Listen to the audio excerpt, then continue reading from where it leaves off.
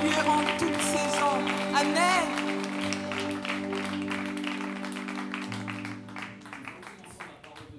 Thème un petit peu étonnant, secret de famille. Je suis persuadé que, qui que tu sois derrière cet écran, il y a des dossiers dans ta famille qu'on n'aborde pas facilement. Dans toutes les familles, il y a des zones secrètes, un peu tabous dont on ne veut pas parler. Et des fois, on imagine la famille des autres, surtout ceux qui sont chrétiens, chrétiennes depuis plusieurs générations. On s'imagine que leur famille, certainement, doit être plus belle, plus équilibrée, plus fonctionnelle que la nôtre. Alors ensemble, on va lire la famille de Jacob. Et on va voir si dans cette famille qui semble être une belle famille, tout s'est bien passé. Bonjour à toutes, bonjour à tous. Est-ce que vous allez bien? On va passer un moment, oui, vous avez vu qu'il y a un animal dangereux à mes côtés. Vous comprendrez plus tard ce que je vous révèle, vous devrez attendre un petit peu. On va s'accrocher ensemble parce qu'on est en train de voir l'histoire de la famille de Jacob. Jacob, il appelle ses fils, il a la fin de sa vie. Et il veut prophétiser sur chacun. Quand vous êtes aussi nombreux en direct ou ici, dans cette salle, c'est comme s'il appelait par votre prénom. Donc il appelle d'abord son aîné, il dit « Ruben, descends, viens Ruben, viens ici, j'ai une parole pour toi. » Et c'est ce qu'on a entendu la semaine dernière. Et puis là, il va faire venir les deux autres fils, les suivants, et il va ouvrir des dossiers. Est-ce que ça vous est déjà arrivé, peut-être remettre cette image de la photo de famille?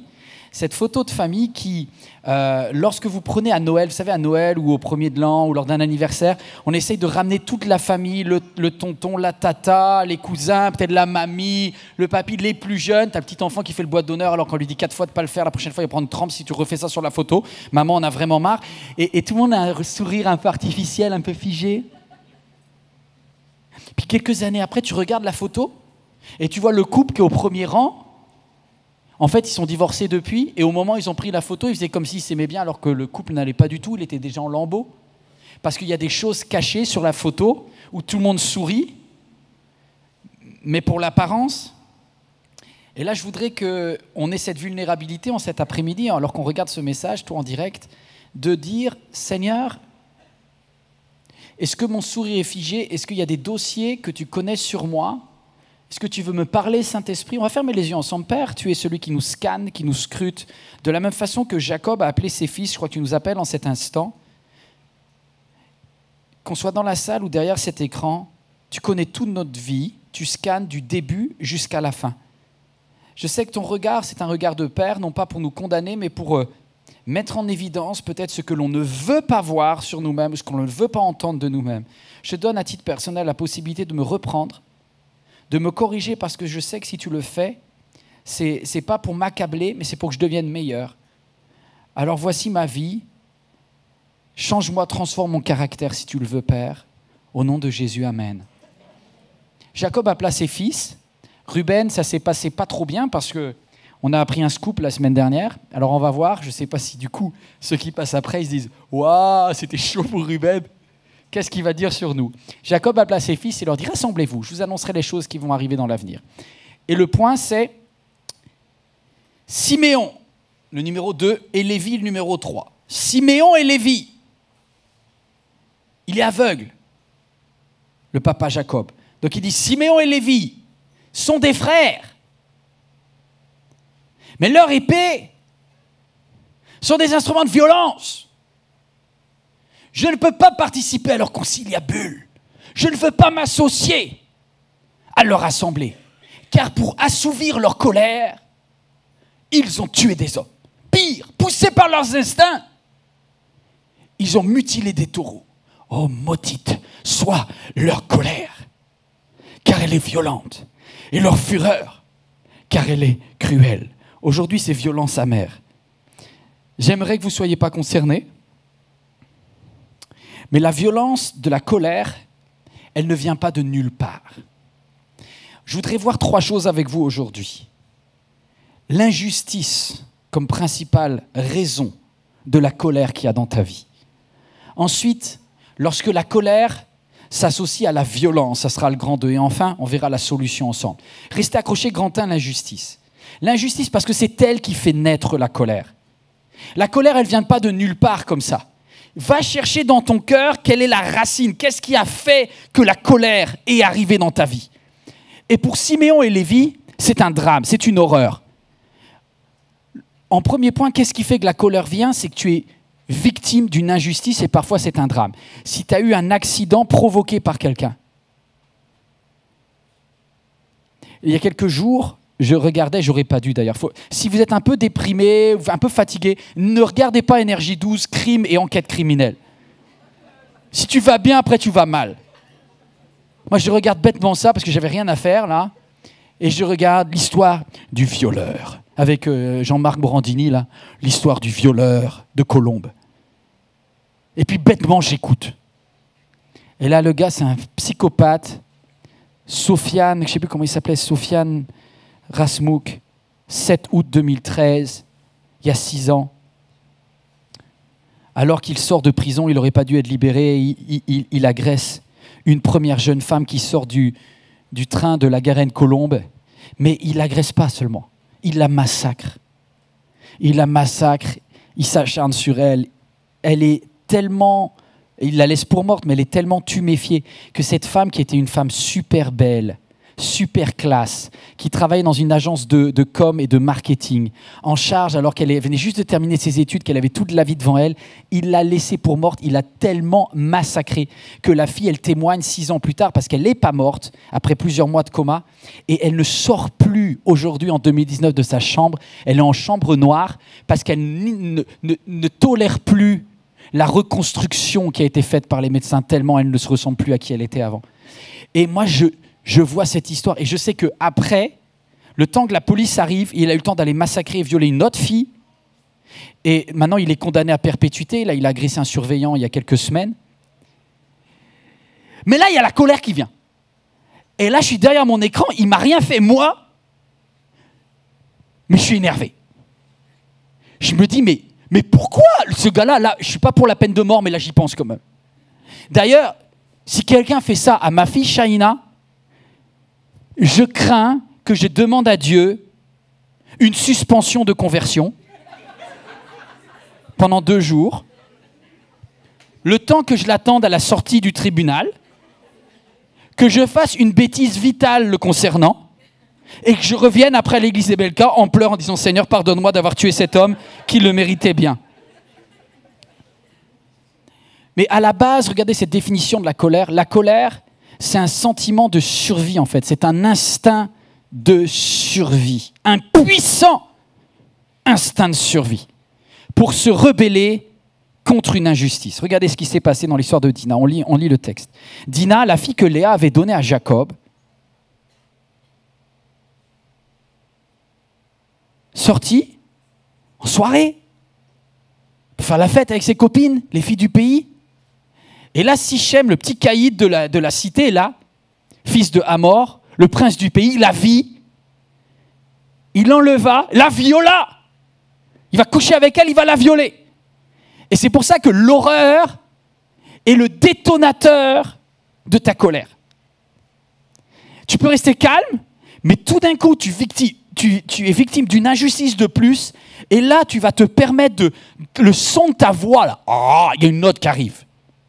Tu étais en train de parler avec ton conjoint, mais comme il a appuyé sur un bouton qui te fait tellement mal que ça développe en toi quelque chose que tu pensais endormi qui n'existait pas. Au travail, quelqu'un dans la voiture en venant à l'église, peut-être au téléphone avec quelqu'un qui est resté au pays. Et la colère, c'est quelque chose qui s'accumule en toi. Entre-temps, les fils de Jacob étaient revenus des champs et ils apprirent ce qui s'était passé. Ces hommes furent outrés et se mirent dans une grande colère parce que Sichem s'était rendu coupable d'une action qui est horrible. Et c'est une accumulation. Petit b, accumulation. Pourquoi accumulation? Parce que ce n'est pas la première fois que Siméon et Lévi, ils sont percutés par une injustice. Déjà, l'injustice, ils l'ont vécu eux dans leur chair. Parce que quand ils étaient petits, ils ont été victimes de discrimination. Je ne sais pas si quelqu'un a été victime de discrimination. Peut-être tu as été élevé par un beau-père, peut-être que tu as été élevé par une belle-mère qui ne t'aimait pas comme ça.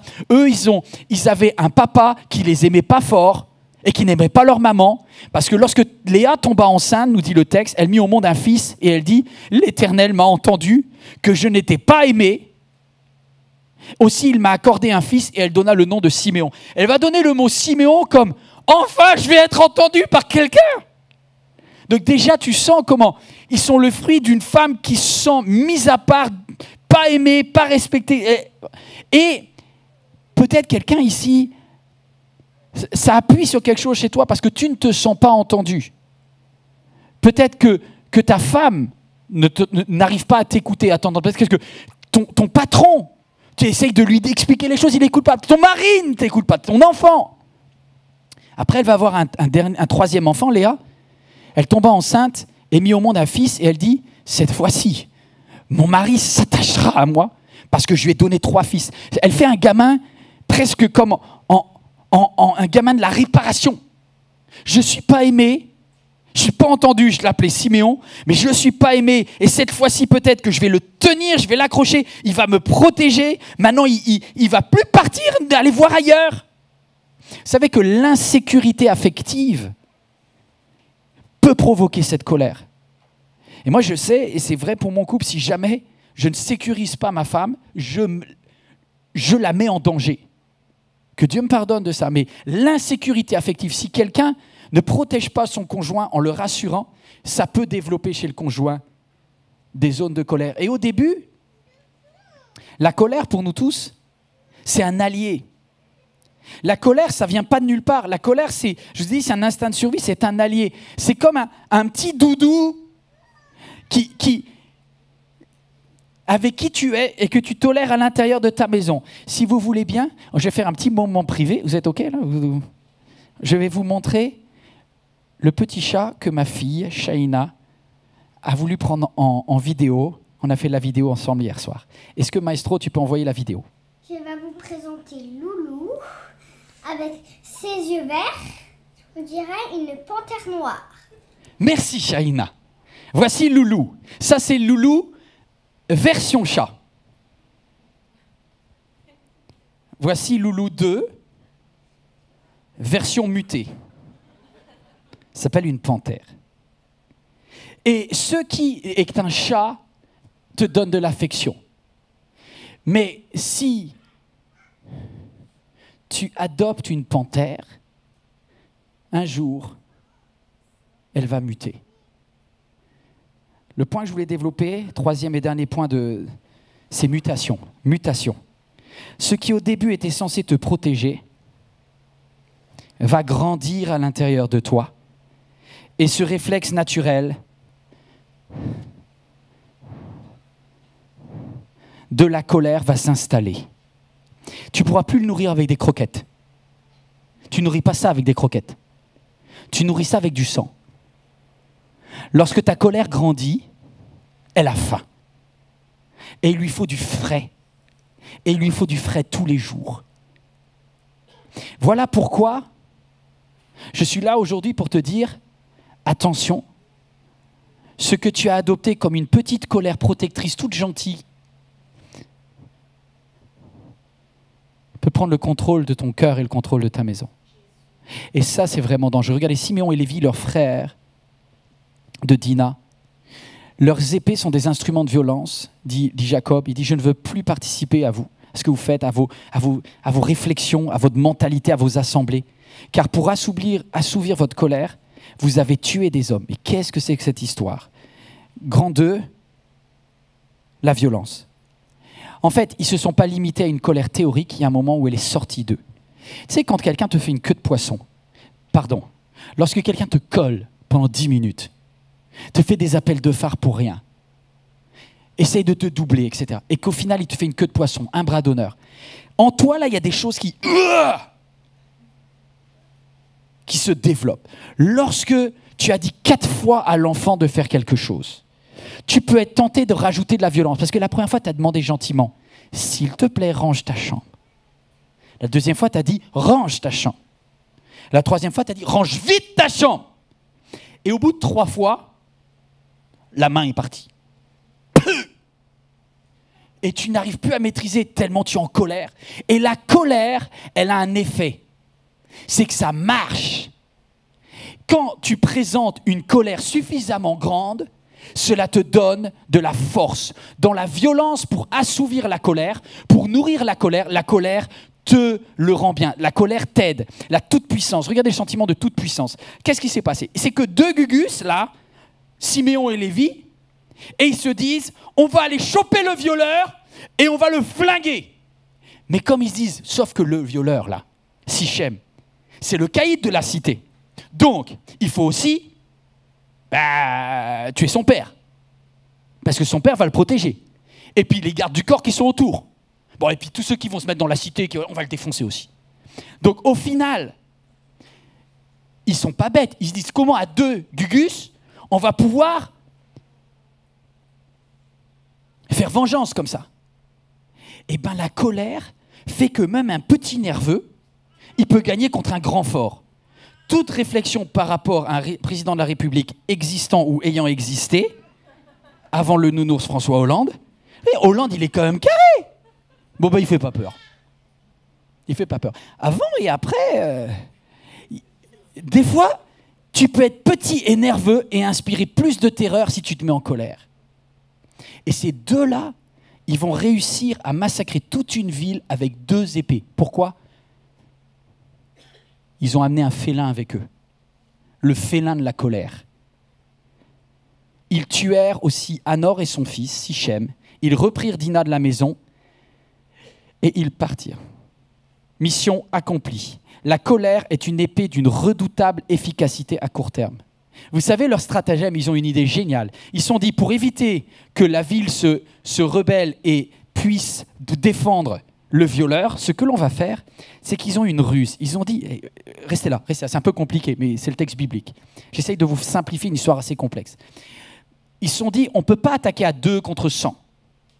Par contre, il faudrait qu'on affaiblisse l'ennemi. Et comme eux, ce sont des juifs zizi coupés, et que le violeur, il veut que Dina rentre dans la famille du violeur, parce que le violeur, entre parenthèses, il est tombé amoureux de la fille. Donc maintenant, il veut l'intégrer dans sa famille. Il l'a demandé pour femme. Donc le stratagème, la ruse des 2 frères, c'est de dire, il veut notre sœur. Eh bien, il va se couper, le gars. Donc en fait, il profite pendant que tous les hommes sont en train de pratiquer une circoncision. Alors vous imaginez, à cette époque-là, dans le désert de Judée, sans normes sanitaires, c'est-à-dire il y a 1 sur 2 qui va faire une septicémie là-dedans. Hein. Il n'y a pas d'antibio. Donc pendant 3 jours, il n'y a plus personne qui bouge. Hein. Les hommes sont tous KO. Et pendant ce temps-là, ils arrivent et ils règlent les comptes. Et ils règlent les comptes. Et ça marche. C'est pour cela que tu dis, merci. Grâce à toi, malgré mes 2 pauvres épées, j'ai réussi à gagner. Est-ce que tu as remarqué que la langue, c'est une épée géniale ? Tu n'as peut-être pas la carrure et les muscles, mais quand tu es en face de ton conjoint, là, en 2 phrases qui tuent. Mais tu peux aussi flinguer ta tata en Guadeloupe. Hein. Elle t'a un peu énervé. Tu dis, mais Tati, tu parles de moi qui est célibataire, mais t'as vu l'homme avec lequel tu traînes ? Mais je dis, mais t'as pas honte de t'afficher avec un laidron comme ça ?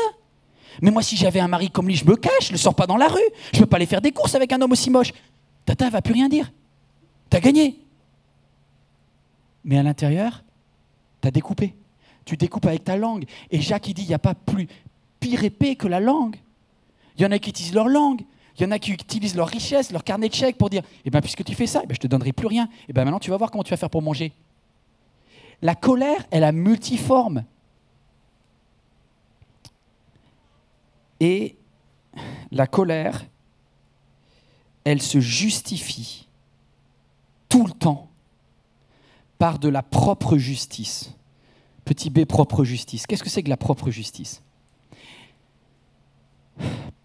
Papa Jacob entend ce que ses fils ont fait. Il entend que ses fils, ces 2 fils-là, ils ont été tués le violeur, mais qu'ils ont tué aussi le père, et qu'ils ont tué tous les hommes de la ville. Et quand papa Jacob entend cela, il tombe quasiment à la renverse et il dit « Maudite soit votre colère, votre violence est cruelle, je ne veux avoir aucune part avec vous. » Et les gars, ils répondent, au lieu de dire « Pardon, on a mal fait », regardez ce qu'ils répondent. Ils répondent « Devions-nous laisser notre sœur être traitée comme une prostituée ?» Ce que je voudrais vous dire, c'est que la colère, elle ne peut pas te rendre puissant tant que tu ne l'autorises pas. C'est toi qui, au début, es le maître. tant qu'elle est petite. Et c'est toi qui vas la libérer de sa cage lorsque tu vas dire, de toute façon, j'ai le droit. Étant donné que mon mari m'a trompé, étant donné que cet enfant ne m'obéit pas, étant donné que Dieu ne m'a pas béni financièrement, étant donné que les autres n'ont pas fait la part qu'ils devaient faire, je sors les félins qui est à l'intérieur de moi. Et vous savez que ce réflexe-là de dire « nous avons le droit parce que nous voulons protéger l'honneur ». Les pires massacres de l'histoire ont été exécutés par des êtres humains qui se prenaient pour des justiciers. À chaque fois que tu vas dire « j'ai le droit parce que je suis en train de faire ce qui est juste », il dira à Jacob « on a eu le droit de les tuer parce qu'ils méritaient la mort ». Regardez d'ailleurs, il y a plusieurs indices. Le mot « parce que » est le mot qui revient le plus dans ce chapitre. Il dit « parce qu'on avait déshonoré leur sœur Dina ». Les fils de Jacob usèrent de ruse en répondant à Sichem et à Hamor son père en ces termes. « Il ne nous est pas possible de donner notre sœur à un homme incirconcis. Ce serait un déshonneur pour nous. » Et au verset 27, les autres fils de Jacob vinrent achever les blessés, pillèrent la vie parce qu'on avait déshonoré leur sœur. Laisse-moi te dire, Dieu est fatigué de toutes les excuses que je peux donner, que tu peux donner pour justifier tes crises de colère. Parce qu'il n'y a aucune de ces raisons qui n'est valable. Tu n'es pas le justicier de Dieu. Tu n'es pas là pour régler les comptes des gens. Écoute bien ça, écoute bien ça. Celui qui règle les comptes et qui réglera tous les comptes, c'est Dieu. Et tout homme passera, toute femme passera en jugement pour ce qu'elle a fait contre ta vie. Mais ce n'est pas à toi de régler les comptes des gens. Parce que si tu le fais, tu prends la place de Dieu. Et tu sors de ton rôle d'être humain et tu te fais prendre pour une déesse ou pour un demi-dieu. Défendre l'honneur de la famille, parce que tu vas me dire, mais non, mais ce n'est pas pour mon honneur, c'est pour l'honneur de ma sœur, c'est pour l'honneur de ma famille. Et là, laissez-moi juste vous dire quelque chose. Ça, c'est un fléau dans l'Église. Dans toutes les églises. C'est un fléau dans toutes les églises où des personnes disent « je défends l'honneur de la famille de Dieu ». Toutes les guerres de religion ont été avec cette belle intention de dire « je vais défendre la famille de Dieu et l'honneur de Dieu ». Mais vous trouvez ça dans l'islam, vous trouvez ça dans le judaïsme, vous trouvez ça dans le christianisme, vous trouvez ça dans le bouddhisme. C'est pour défendre l'honneur de Dieu que toutes les guerres de religion ont été faites. Pourquoi, à votre avis, les terroristes qui ont été massacrés, les dessinateurs, les caricaturistes de Charlie Hebdo? Parce qu'ils avaient envie de se faire des caricaturistes? Mais pas du tout. Ils sont partis dans l'idée, les caricaturistes de Charlie Hebdo ont manqué d'honneur envers le prophète. Et la famille de Dieu a été humiliée, donc on va les tuer. Et quand ils ont été faire le massacre du Bataclan, ils ont dit « nos frères et notre famille en Syrie est massacrée, donc on va aller vous tuer, tous ceux qui font du hard rock au Bataclan. » Et là on dit « c'est choquant. Est-ce que tu te rends compte que ce même état d'esprit est à l'œuvre aussi chez les évangéliques? Quand tu crois que Dieu a besoin de toi comme son avocat. Moi j'ai fait partie de cela. Alors tant mieux si tu ne le fais pas. Mais combien de fois j'ai été dur envers un chrétien ou une chrétienne parce que je pensais que j'étais garant de l'honneur de Dieu. Lorsque j'étais plus jeune, j'ai tellement... Je pense que certains disent, Pasteur Yvan, tu prêches beaucoup sur l'adultère, sur la pornographie, sur les choses sexuelles, etc. D'accord, mais le plus courant de tous les péchés dans l'Église, c'est celui-là. C'est la langue, c'est la critique, c'est la méchanceté, qui sont liés à des frustrations, des injustices, et tu tapes. Mais c'est ça mon principal péché. Moi, je ne suis pas adultère, mes amis. Hein. Par contre, je dois veiller contre ça. Je dois veiller sur ce que je dis. Je dois veiller de ne pas tuer quelqu'un avec ma langue. Et c'est là où Dieu m'attend au tournant. Alors tant mieux, ici, tu n'es pas un voleur. Toi qui regardes ce message, je suis heureux. Tu n'as pas volé ce mois dernier. Tu n'as même pas menti d'ailleurs. Bravo. Tu n'as pas dit de faux témoignages et tu n'as pas adoré des idoles. Bah, tu as une langue qui tue quand même. Hein. Et voyez ça, c'est comme si c'est le péché qui ne laisse pas de traces, tu vois. L'adultère, il laisse des traces sur ta carte bleue. La médisance, elle ne laisse pas de traces sur la carte bleue. La carte bleue, elle ne prend pas de débit. Tu peux dire tout le mal de la personne au café, il n'y a pas de débit sur ta carte bleue. Tu peux baver sur le mari de ta sœur, il n'y a pas de trace. La carte bleue, elle ne fait aucune trace là-dessus. Mais au ciel, il y a un écrit. Moi, je suis affligé parce que je l'ai fait. Je vous donne l'exemple. C'est lorsque j'étais sorti du premier grand rassemblement de jeunes auquel j'étais, je n'étais pas habitué aussi. C'était un choc culturel. Hein. Puis là, il y avait Manu Bolomi qui était en train de dire Dieu est fantastique, faire du hard rock chrétien. Là, il hurlait là, zim boum boum dans l'église. Je suis sorti. Et puis un pasteur qui court derrière moi, il me dit mais pourquoi tu sors? Je dis parce que Dieu serait sorti aussi. Je pars avec Dieu. Dieu, il n'est pas là-dedans. Là-dedans, c'est une boîte de nuit. Et je sais qu'il y en a qui pensent de ça, de MLK. Et je vous bénis. Parce que j'ai fait partie de, comme vous. Je suis le premier d'entre vous, comme l'apôtre Paul. Pharisien né de pharisia. Je vous aime, papa, maman. J'ai pas été circoncis le 8e jour, c'est tout. Mais je suis de la tribu de Benjamin aussi. Et donc, à ce moment-là, c'est en Bordeaux, en 2000, je sors de la salle et ce pasteur court vers moi et puis il me dit, je lui dis, mais t'as vu là ce gars là qui fait du rap chrétien? Je lui dis, mais pourquoi vous laissez ça? Pourquoi? Mais faites votre boulot, mais respectez l'honneur de Dieu. Mettez pas n'importe quoi, on est venu louer Dieu, on n'est pas venu écouter quelqu'un qui fait du rock chrétien là. Et puis il m'a dit, mais c'est pas quelqu'un, il s'appelle Manu. Je lui dis, mais il s'appelle comme tu veux. Hein. Il me dit, non, il s'appelle Manu et est-ce que tu le connais? Je dis, non, je le connais pas, j'ai pas envie de le connaître. Et puis il me dit, mais est-ce que Dieu le connaît? Je dis, bah oui, Dieu connaît tout le monde. Je dis, est-ce que Dieu le connaît comme son enfant? Je dis, bah peut-être, il prend comme enfant qu'il veut. Hein. J'ai dit, mais est-ce que tu réalises que tu es en train de parler d'un fils du roi des rois? Est-ce que tu sais que les cheveux de sa tête sont comptés? Que chaque phrase qui le blesse, chaque critique dans son dos, son Père céleste le note? Tu es du mauvais côté, mon gars? J'étais du mauvais côté. En pensant défendre Dieu, j'étais en train de salir la réputation d'un de ses fils. Vous savez ce que Jésus dit? Il dit le plus grave des péchés, parce que vous savez, Jésus dit tous les péchés sont pardonnés. Mais il dit, si vous ne pardonnez pas aux autres, et si vous êtes dur envers les autres, le Père céleste ne vous pardonnera pas non plus. Moi, ça me met la trouille, ça. Parce que ça veut dire que le péché qui peut être non pardonné, c'est le fait, moi, d'avoir bénéficié de toute la faveur de Dieu et de ne pas l'accorder aux autres. J'ai regardé, j'aurais pas dû non plus. J'ai trop regardé les écrans. Il faut que j'arrête les écrans, là. Il y a trop d'écrans. Puis c'est l'été, alors c'est dangereux. J'ai regardé Facebook cette semaine et puis j'ai vu un message sur Facebook où, je sais pas, il y a tellement de justiciers du ciel. Les Lucky Luke de la gâchette chrétienne, je sais pas comment dire. J'en ai fait partie. Et le gars, je comprends, puis j'ai vu 2-3 posts, j'en vous en donne un, mais bon, il n'y a pas d'offense, j'en ai fait partie. Il dit, voilà, l'église de Bethel, il faut que quelqu'un se dresse et dénonce les hérésies de cette église. Ok.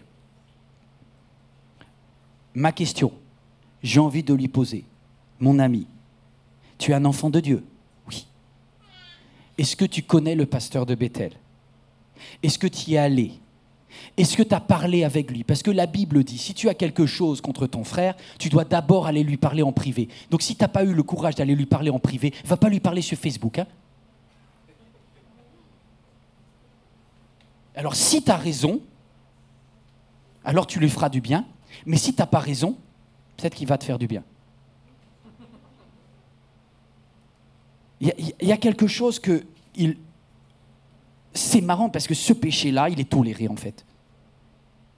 Dans les églises, piquer dans la caisse, c'est pas toléré, Dieu merci. Prendre la femme de son voisin, c'est pas toléré, Dieu merci. Mais baver, critiquer, tuer, blesser, si c'est pour Dieu, on ne dit rien. Praise the Lord, il n'y a pas de problème. Eh ben non, il y a un problème.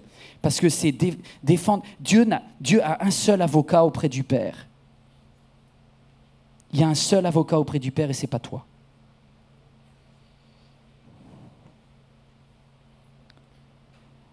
Vous savez, le problème de la colère, c'est que, tu vois, au début, elle était toute mignonne, maintenant elle est devenue énorme. Et bien, tu ne la maîtrises plus. Elle va créer ce pourquoi... Elle va... Non, pire, laissez-moi reprendre. Elle va Elle va faire des choses encore plus graves que l'injustice que tu as subie.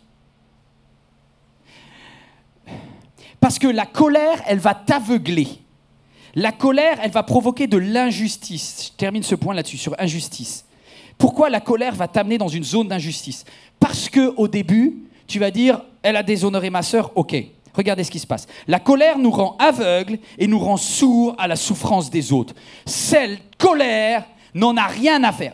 Écoutez, soyons un petit peu honnêtes. Si tu es en train de crier dans la cuisine, parce que tu es en colère, tu n'es plus capable d'entendre les autres. Tu n'es plus capable d'entendre la souffrance des autres. Je prends sur moi, je ne suis plus capable.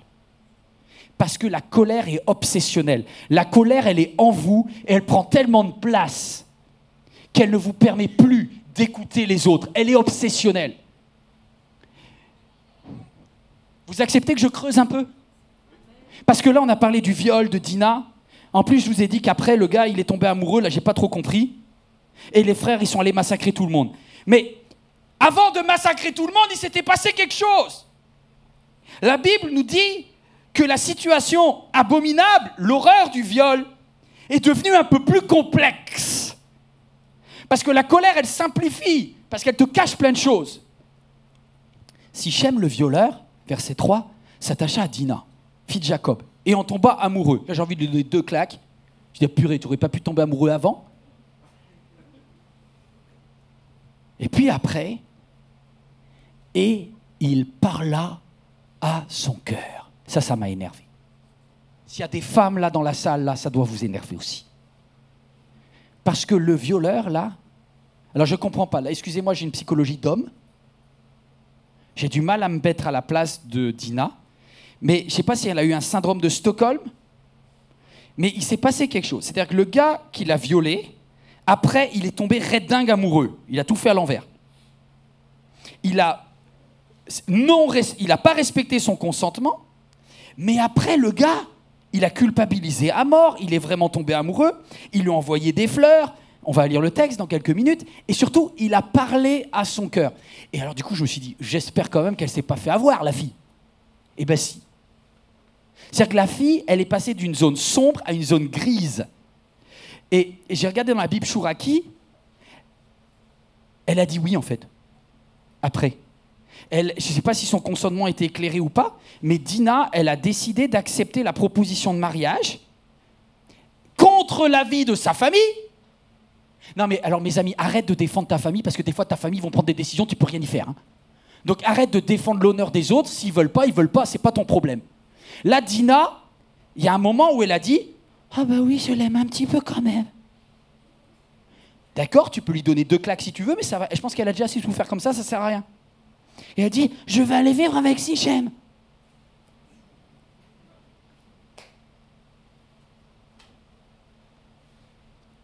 Et du coup, le Sichem, là, il parle à son père, il dit « Obtiens-moi cette jeune fille pour femme. » Sichem dit au père et aux frères de Dina « Si seulement je trouve grâce à vos yeux, je donnerai tout ce que vous me direz. » Il s'attend à se faire carboniser, le gars. Il dit « Réclamez-moi une forte dot, beaucoup de cadeaux, je donnerai tout ce que vous direz, mais accordez-moi la jeune fille pour femme. » Le jeune homme ne tarda pas à faire ce qu'il avait dit.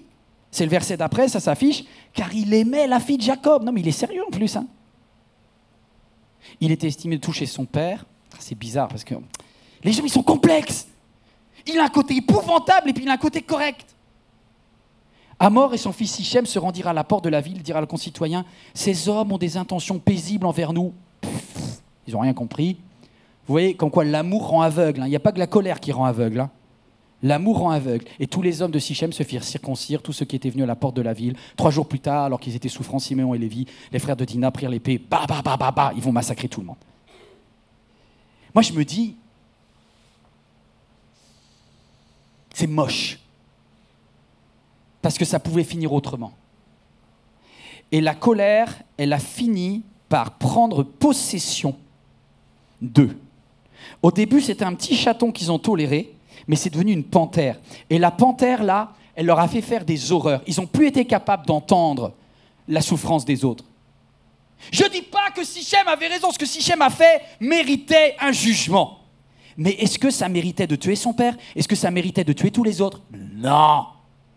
Et du coup, Au verset 28, il est dit « Ils prirent le gros et le petit bétail, ainsi que les ânes et tout ce qui était dans la ville et dans les champs. Ils s'emparèrent de tous les biens, de leurs enfants, de leurs femmes. Ils raflèrent tout ce qui était dans la maison. » Et là, j'hallucine complet. Quand je vous disais que la colère, vous lui donnerez à manger du sang, vous imaginez même pas là où elle va vous amener. Il y a des personnes ici, si vous ne corrigez pas maintenant, votre mariage va exploser. Si vous ne corrigez pas votre colère vis-à-vis de vos enfants, vous ne les verrez plus. Si vous ne corrigez pas votre attitude dans le service à l'église, vous allez disparaître.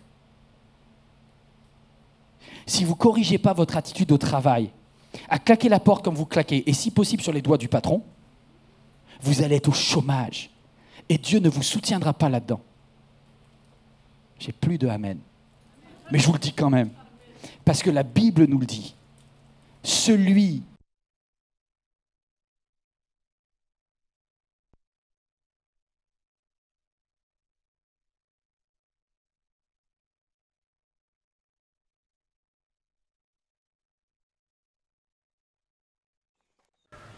adopter un petit bébé lion de 3 ans. Alors pour ceux qui lisent l'anglais, vous allez avoir la fin de l'histoire. Le bébé lion a grandi. Voilà le bébé lion, il est beau, hein? Voilà. Mais quelques jours plus tard, c'est les soldats qui sont arrivés et qui ont tué le lion. Pour récupérer le corps de Michael Prasik qui était dans le lion.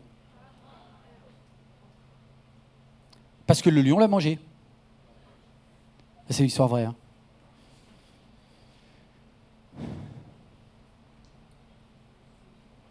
Et ainsi, la colère finira par te manger, finira par dévorer tout ce que tu as construit dans ta vie.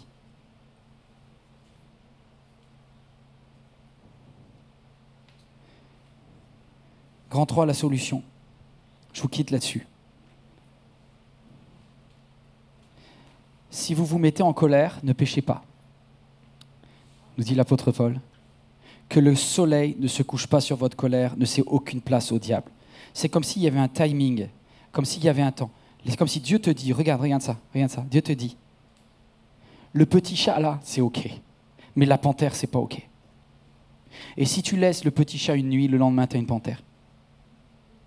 Il dit, je veux pas de ça, parce que c'est Satan qui va utiliser ça pour prendre possession de toi. Et tu finiras manger. Au début, elle est venue dans ta maison, mais tu finiras dans sa maison. Que toute amertume, que toute fureur, que tout éclat de colère, que tout éclat de voix, que toute calomnie, que toute forme de méchanceté disparaisse du milieu de vous. Soyez bons et pleins de compassion, les uns envers les autres. Pardonnez-vous réciproquement, comme Dieu vous a pardonné en Jésus-Christ. Vous voulez être libéré de la colère? Calme. Mais ça, c'est encore quelque chose qui vient de nous. Impose le calme. Tu as jusqu'à la nuit et après c'est terminé. La colère n'a pas le droit de se réveiller avec toi.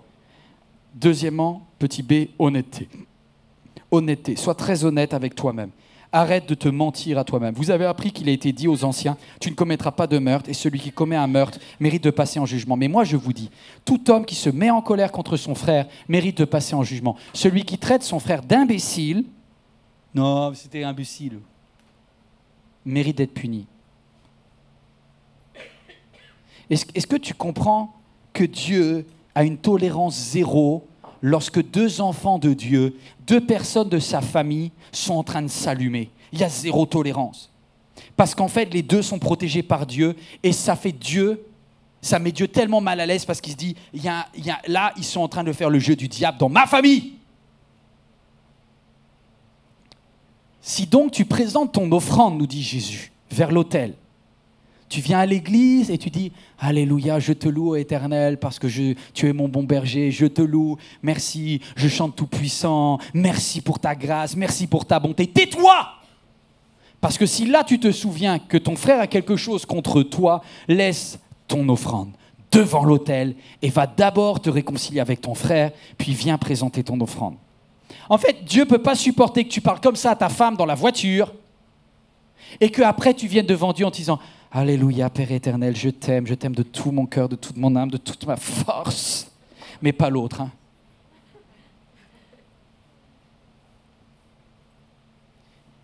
Dieu dit, Je refuse de recevoir des compliments de ta part quand tu insultes ta sœur. Je refuse de recevoir de la louange de ta bouche lorsque tu calomnies ta voisine. Je refuse de recevoir une offrande de ta part lorsque la seule chose que l'autre reçoit, c'est des cris. Est-ce que tu comprends le cœur de Dieu là-dedans? Il insiste à fond là-dessus, Jésus. Il fait tout un sermon sur la montagne pour leur dire, vous avez appris que c'était tolérable. Et bien moi je vous dis, c'est intolérable. Vous avez appris qu'il y a plein de péchés à respecter. Et bien moi je vous dis que le plus grave de tous, c'est la dureté de cœur. Et je termine avec ce grand C, la vulnérabilité, petit c, vulnérabilité. Alors, qu'est-ce qui se passe? Voilà pourquoi on veut garder la lionne à la maison. Parce que le jour où tu l'enlèves, mais qui va te protéger contre les injustices? Alors du coup, tu dis, non, je prends une bonne colère et puis on règle le problème. Hein. Il y a un moment où tu vas devoir dire, j'accepte d'être vulnérable. Et donc, oui, il y a des conversations où tu vas être mise KO. Il y a des injustices que tu vas subir et tu ne vas pas te rebeller. Vous avez appris qu'il a été dit œil pour œil, dent pour dent. Mais moi, je vous dis de ne pas résister aux méchants. Pourtant, si tu dis un mot, Seigneur, moi je sors la lionne et je te le défonce, le méchant. Oui, mais ce n'est pas ce que je te demande.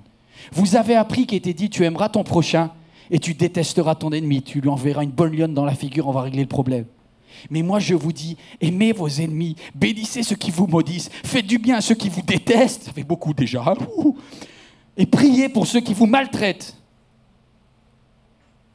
afin d'être les fils de votre Père Céleste. Vous êtes toujours là ou pas? Mes amis, honnêtement, ce n'est pas possible si vous ne comprenez pas que la colère et l'injustice se nourrissent là où l'amour a manqué. Voici pourquoi l'apôtre Paul, alors qu'il est en prison, il écrit aux Colossiens. Est-ce que tu peux marquer le dernier texte, après je vous quitte là-dessus. Aux Colossiens, il écrit, waouh, c'est tellement beau. Ainsi, oui, on peut mettre celui-là aussi. Mais à présent, débarrassez-vous de tout cela, colère, irritation, méchanceté, insultes et propos grossiers qui sortiraient de votre bouche. Mais il dit ainsi, puisque Dieu vous a choisi pour lui appartenir. C'est pas votre identité. Que ta collègue, elle le fasse. Elle connaît pas l'identité. Elle n'est pas la fille du roi des rois. Mais toi, tu es une citoyenne des cieux. Toi, tu es un citoyen des cieux. Est-ce que tu comprends que si jamais il y a un citoyen français qui est en trouble au Venezuela ou en Centrafrique, l'armée va aller le chercher et va l'exfiltrer? À combien plus forte raison le roi des rois, le patron de l'armée du ciel dont tu as la citoyenneté, peut envoyer une armée d'anges pour te sortir? Non, oublions le militaire. Oublions la carte d'identité céleste. Plus que ça, tu es une fille du roi des rois. Je peux te dire une chose, c'est que tout ce qui t'arrive dans ta vie est contrôlé par le Père Céleste. Et peut-être que Satan, comme au temps de Job, a envoyé des méchants sur ta vie, mais le Père Céleste dit, tout ce qui arrive est maîtrisé au micron près dans sa vie. Si seulement elle savait combien je l'aime, combien elle m'appartient, il pourra revêtir une ardente bonté. Ça, c'est moi, ça, dit Dieu. Une grande humilité. Alléluia. Ça, c'est moi, dit Jésus. Une grande douceur, une grande patience. Supportez-vous les uns les autres. Et si l'un de vous a quelque chose à reprocher, pardonnez-vous mutuellement. Le Seigneur vous a pardonné. Pardonnez-vous même de la même manière. Et par-dessus tout, c'est très très beau. Revêtez l'amour qui est le lien par excellence. On avait parlé de Lévi. Le Lévi, ça veut dire lien, c'est-à-dire attachement. Le seul attachement que Dieu te dit par rapport à l'injustice, faut pas être attaché à un truc comme ça, là. Ça va te manger. Sois attaché avec ton Père Céleste. Un attachement d'amour qui te protège. Il y a une photo de famille et tu es sur la photo. Et Dieu voit toute ta vie. On va fermer les yeux. Alors que le Saint-Esprit voit ta vie, je voudrais vous dire quelque chose. Mais restez là. Avant de vous parler, j'aimerais que le Saint-Esprit puisse scanner vos vies. Sonde-moi, ô Dieu. Sonde-moi, ô Dieu,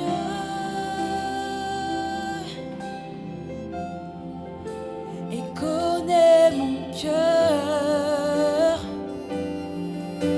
Éprouve-moi, Seigneur,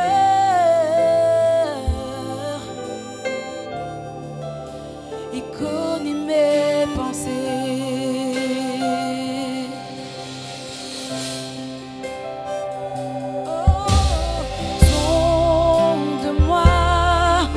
Oh Dieu,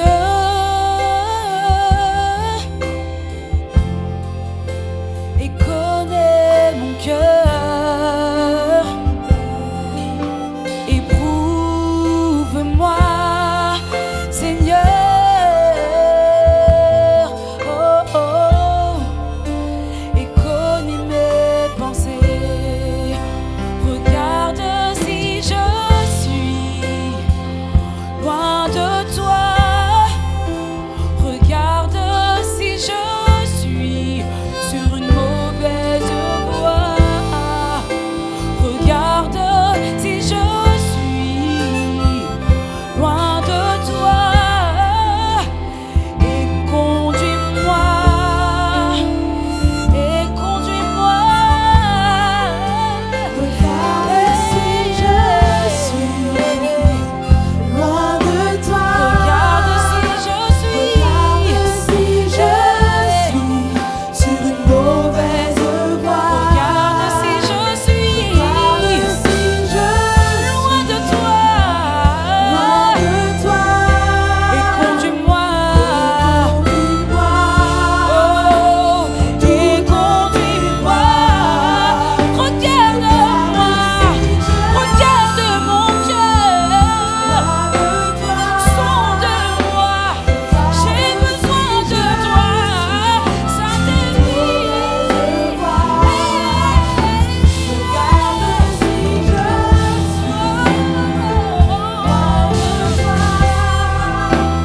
Et conduis-moi dans toutes tes voies pour l'éternité. Vous tous qui êtes en direct, restez là. On va prendre la Sainte Seine dans un moment. Je voudrais vous dire, la colère, elle a besoin d'injustice pour manger. Parce qu'elle se nourrit de ça, elle se nourrit du sang de l'injustice. Je voudrais vous dire, il y a peut-être quelqu'un qui est tellement blessé, tu es rempli d'injustice. Alors il faut que tu enlèves le stock qui sert de nourriture aux fauves. Et la seule façon de faire, c'est d'arriver devant Jésus à la croix et de dire, Père, tu m'as tout pardonné, toutes les injustices, tous les morceaux de chair qu'il y a dans ma vie, je te les donne. Je les reprends plus, je les lâche. Je nourrirai pas le fauve avec. Je dépose à la croix toutes mes frustrations, toutes les injustices que la colère veut manger en moi. On va se lever ensemble. Restez en direct, vous tous. J'ai un mot à vous dire pour conclure. Une fois que vous allez ne plus donner à manger aux fauves, qu'est-ce qu'il va faire? Moi, je vais vous dire ce qu'il va faire. Il va se retourner contre vous. Il va vous dire, on est bien avancé alors. Pasteur, vous nous avez dit de tout déposer à la croix. On va se faire dévorer à l'intérieur, parce qu'à l'intérieur, c'est dur à gérer derrière. Mes amis, Jésus a dit, à la croix, j'ai porté toutes les injustices. À la croix, j'accorde le pardon, et à la croix, je te pardonne. Mais en ce qui concerne l'avenir,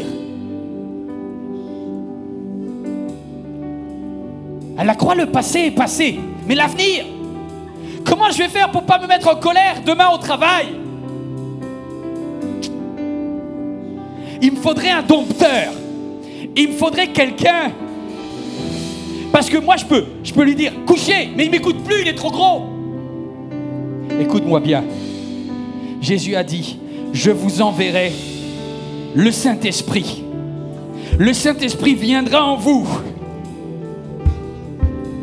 Et ce que vous n'arrivez plus à gérer, je ferai une intervention divine Le Saint-Esprit est le dompteur de la colère en toi. Ah, tu n'entends pas. Écoute bien ce message. Le Saint-Esprit, il arrive avec sa muselière et il dit « Couchez la bête !» Parce que toute autorité m'a été confiée. Je viens au nom de Jésus pour faire le ménage et ton... Ah. Moi j'ai envie de dire, papa, j'ai besoin de quelque chose qui vient du ciel, comme un transfert. Est-ce qu'on peut prendre pendant la Sainte Seine ce chant qui dit, quand le Saint-Esprit vient, il y a un transfert d'ADN.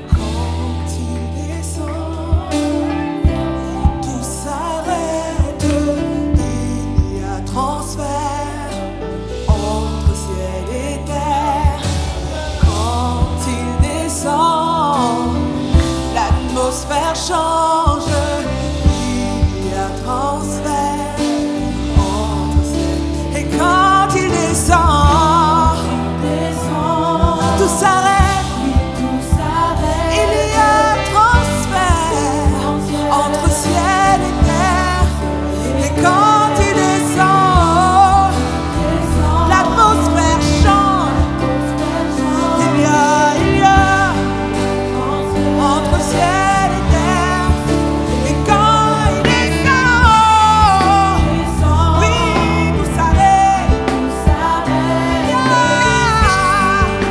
entre ciel et terre, et quand il descend, l'atmosphère change, il y a entre ciel et